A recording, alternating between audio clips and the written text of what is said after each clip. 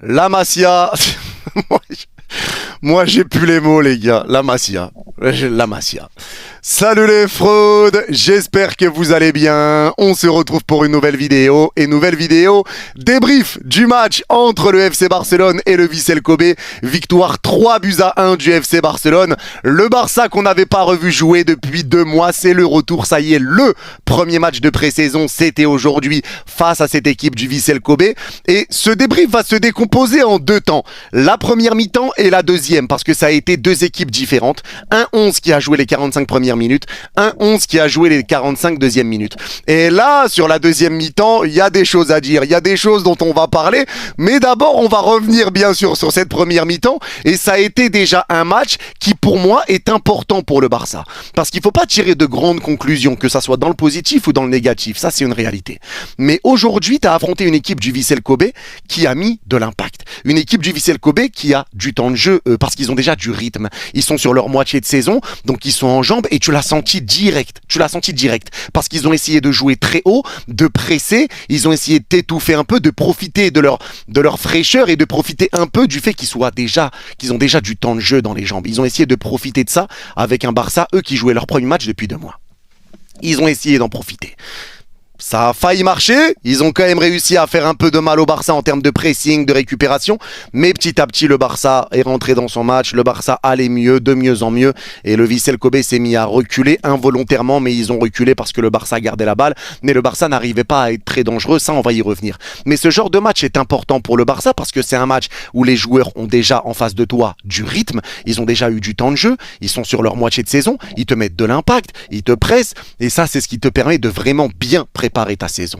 Donc même si c'est une équipe qui est un petit peu moins cotée ou autre, ils ont du rythme, pas toi, donc ça te permet de bien préparer ta saison et c'est une bonne chose. Et là tu vois déjà qui est à peu près prêt ou pas prêt, et là aujourd'hui il y a des joueurs qui sont passés à côté en première mi-temps, parce qu'en deuxième mi-temps c'était un festival, on va y venir après, chaque chose en son temps, dromadaire, tout ce que tu veux, on va y venir, la Masia, on arrive pour tout ça. Il y a le temps. Mais la première mi-temps, ça a été une première mi-temps où ça a été compliqué déjà pour Cubarsí. Cubarsí, encore une fois, tu prends un but sur une erreur pour le Barça. Et là, Cubarsí a eu beaucoup de déchets aujourd'hui. Sous pression, il rendait beaucoup les ballons. Ses dégagements étaient ratés. Et derrière, il y a cette perte de balle. Perte de balle, t'es dans le rond central, t'es le dernier défenseur. Tu perds le ballon dans l'axe. Le joueur adverse part en profondeur. Et ça va ramener l'égalisation pour le Vissel Kobe. C'est une perte de balle qui te flingue un peu. Quand tu vois que le Barça avait quand même du mal à être dangereux offensivement. Le but que tu mets, c'est sur un corner qui est dévié, ça cafouille un peu et Eric Garcia le pousse au fond. Mais la première mi-temps, ça a été dur parce que tu le sentais, Lamine Yamal, même s'il était en jambes, il y a eu des bonnes prises de balles sur les premières minutes, des bonnes accélérations, il était plutôt en jambes, ses dribbles, ça passait pas. Il a eu 15 pertes de balles en première mi-temps, Lamine Yamal. 15 pertes de balles, c'est énorme. Ça a été compliqué et Nagato, le latéral gauche du Vissel Kobe, a fait un gros match. Il a très bien défendu.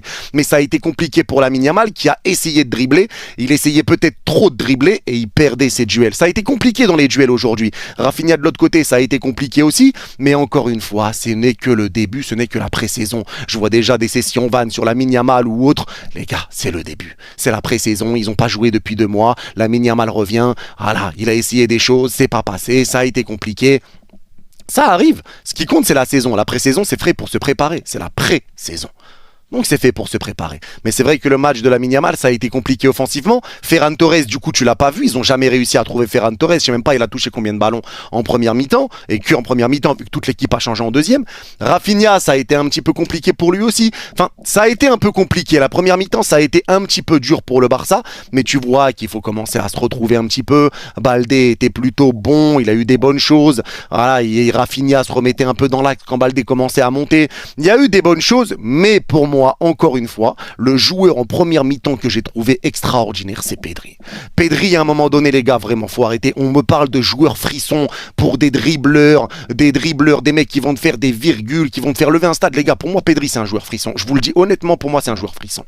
Quand il prend la balle, qu'il est pressé par 2 joueurs, qu'il arrive à se retourner, passer entre les 2, 3, porter le ballon, servir, changement d'aile, plat du pied, passe à terre, calmer le jeu, il dicte tout. Pedri dicte tout. C'est aussi simple que ça. T'as l'impression l'impression que Pedri est tout seul au milieu carrément.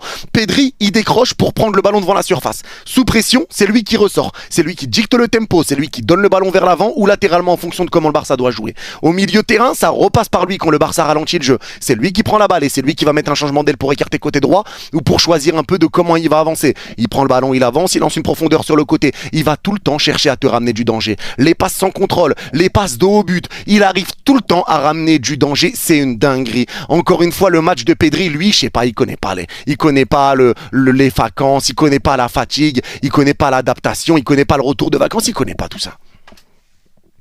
Il connaît pas. À toutes tes histoires de pré-saison, rien à foutre.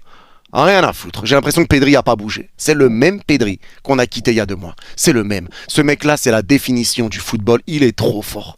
Il est trop fort. Le match qu'il a fait aujourd'hui, waouh! Et partout, encore une fois, il a été partout. Pedri, exceptionnel match. Inigo a été très bon également sur la première mi-temps. Très bon match d'Inigo.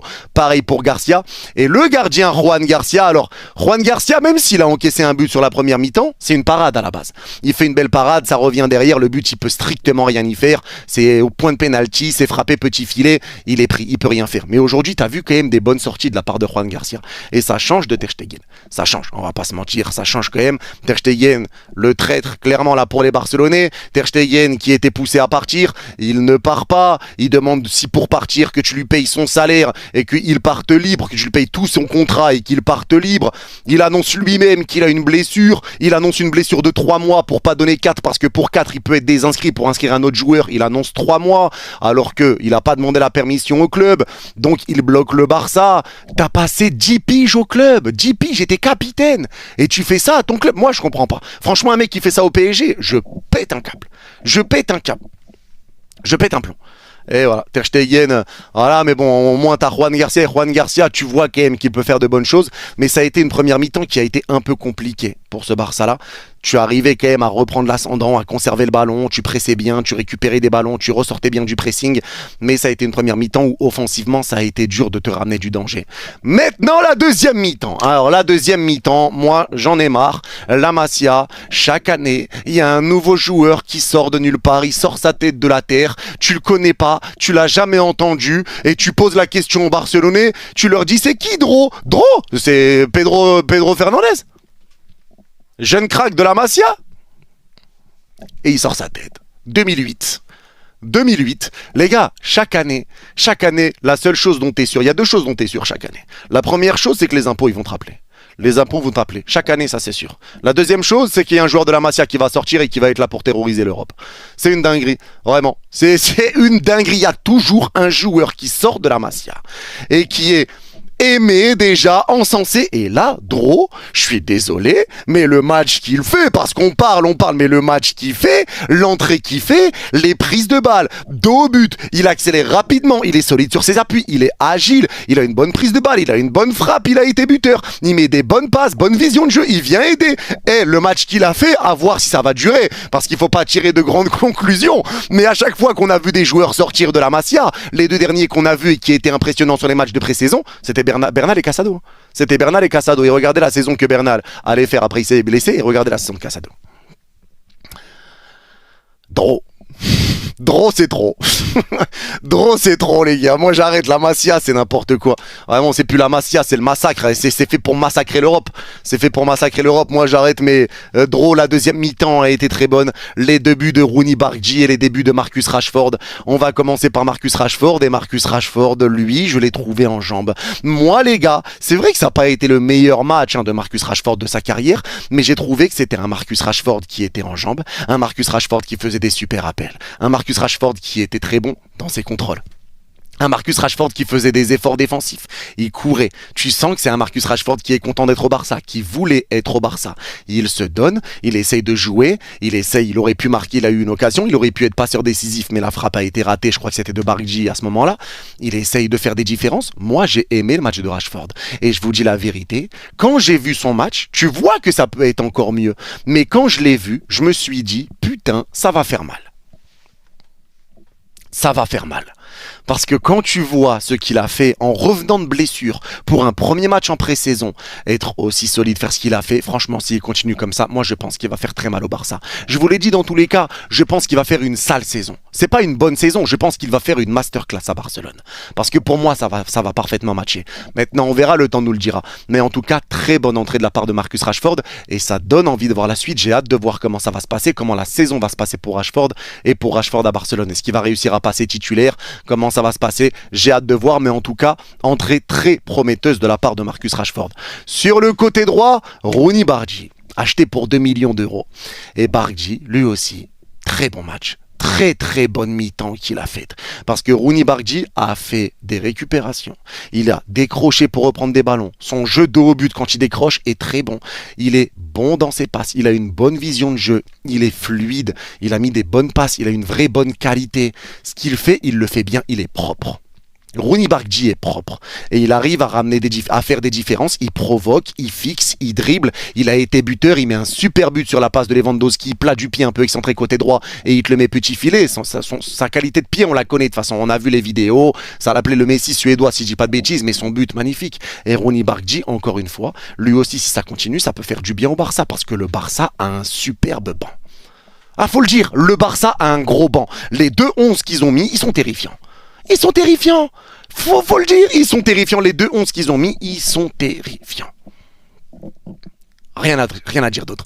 Rien à dire d'autre. Et quand tu vois le match qu'a fait Christensen aujourd'hui en défense centrale, Christensen impeccable, impérial, quand il y avait des contres pour le Vissel, il se plaçait tellement bien, il contenait le porteur de balle pour le forcer à s'arrêter et laisser sa défense revenir. Il a été parfait Christensen, tu le voyais haut pour intercepter, tu le voyais au contact, tu le voyais bien gérer, contenir, il a tout fait. Top performance de la part de Christensen, top performance de sa part. De Jong, top performance aussi. Top performance de Jong, des récupérations, des ressorties de balles, il aère le jeu, il presse, il récupère, il redonne, il ressort... De Jong, top performance. Casado, top performance. Et c'est là que tu vois que le milieu de terrain Pedri, De Jong, Casado, je pense qu'on le reverra. Mais top performance, encore une fois, de Casado. Top performance de Jong. Top performance de Christensen. Très bon match de Rashford. Top perf de Bargi. Lewandowski, passeur décisif. Et Lewandowski, ça fait du bien aussi de le voir jouer comme ça. Lewandowski qui, sur l'action, sur la passe de Rashford, la passe que Rashford met pour lancer Levan en profondeur, il est en 1 contre 1. Il rentre dans la surface, il s'arrête un peu, il lève la tête, il voit Bargi, il lui remet et Bargi marque. Magnifique. Dro qui a été buteur. Dro qui fait une entrée, qui sort de la Masia. Qu'est-ce que vous voulez que je vous dise? La deuxième mi-temps du Barça, elle est terrifiante. La deuxième mi-temps, elle a été exceptionnelle de bout en bout, elle a été monstrueuse. T'as roulé sur le Vissel, tu les as éteints, ils n'arrivaient pas à ressortir un ballon. Tu pressais, t'as revu le Barça en fait. Ça pressait, ça jouait haut. Dès que ça arrivait à passer une ligne, tu te mettais à faire une prise à 2, à 3, tu récupérais le ballon au milieu, tu les forçais à dégager, tu récupérais le ballon encore, tu pars tous à l'abordage, tu perds le ballon, tout le monde revient. C'était une super deuxième mi-temps. Super deuxième mi-temps. Rien à voir avec la première. La deuxième mi-temps a été terrifiante. Et je pense que ce Barça va faire mal parce que les gars, je sais qu'il y en a beaucoup qui disent Liverpool s'est renforcé, le Real se renforce, City se renforce, l'AC Milan se renforce, tout ce que vous voulez, toutes les équipes qui se renforcent. Oui, mais le Barça était fort cette saison. Le Barça était fort. C'était l'une des meilleures équipes du monde, le Barça cette saison avec Liverpool et le PSG. Donc oui, les équipes se renforcent. Mais le Barça garde ses qualités, le Barça reste fort et le Barça s'est renforcé avec moins de moyens que les autres, mais ils se sont renforcés quand même et intelligemment. Intelligemment, donc attention à ce Barça parce que moi je vous le dis, je pense qu'ils vont faire très mal, encore une fois cette saison. Encore une fois, je le pense sincèrement et on verra, le temps nous le dira, mais je pense qu'ils vont faire très mal. Avec un Christensen qui fait une top prestation aujourd'hui, un Inigo qui a été très bon, il y a eu des bonnes choses, mais maintenant, encore une fois, c'est qu'un match de préparation, donc faut pas tirer des grandes conclusions, mais moi je m'en rappelle, j'ai compris direct sur les matchs de préparation quand Hansi Flick est arrivé sur le début de la saison dernière, c'est là que j'ai vu les Bernal, les Casado, comment ça jouait, la manière dont il avait joué contre Manchester City. J'avais déjà capté des trucs par rapport au Barça et la saison m'a pas fait mentir. Et là, les gars, je pense encore une fois qu'ils vont faire mal. Je pense vraiment que le Barça va faire mal. Ça a été une très bonne deuxième mi-temps. Et ça a été impressionnant. Et maintenant, on va voir ce que ça va donner. Il reste encore des matchs de préparation. Mais la Masia, qu'est-ce que vous voulez que je vous dise? Même Torrens, je sais pas si je le prononce bien, mais Torrens a été très bon aussi. Et Dani Olmo, personnellement, je sais qu'il y en a beaucoup qui ont aimé. Moi, personnellement, Dani Olmo, j'ai pas été fan aujourd'hui. Et je m'explique. Dani Olmo a eu du bon. Il a réussi à ramener quelques situations, etc. pour les ressorties de balles aussi. C'est lui qui était un petit peu le métronome sur certains moments. Mais ce que je n'ai pas aimé, c'est qu'il a tenté beaucoup de passes sans contrôle en une touche de balle. Et ça a été compliqué. Il a rendu beaucoup de ballons. Il y a des moments où tu peux faire des passes à la fin, là, avant que le coup de sifflet final soit sifflé. Il a gardé le ballon très longtemps alors qu'il aurait pu le donner en entrée de surface. Ça a permis aux joueurs de revenir. Il y a eu des passes qui ont été ratées, des crochets qui ont été ratés. Il y a eu quelques petites pertes de balles. Donc, je sais pas. J'ai eu un peu de mal avec Olmo. Dites-moi vous, mais moi, j'avoue que c'est le ressenti que j'ai eu. Donc, je vais pas faire le menteur. Je n'ai pas aimé le match de Dani Olmo. Peut-être que je suis totalement fou et que j'ai retenu que le négatif, mais j'ai vu beaucoup de pertes de balles, beaucoup de passes ratées. Donc, j'ai trouvé que c'était un peu complexe pour Dani Olmo, mais je sais qu'il y en a beaucoup qui vont pas être d'accord avec ça.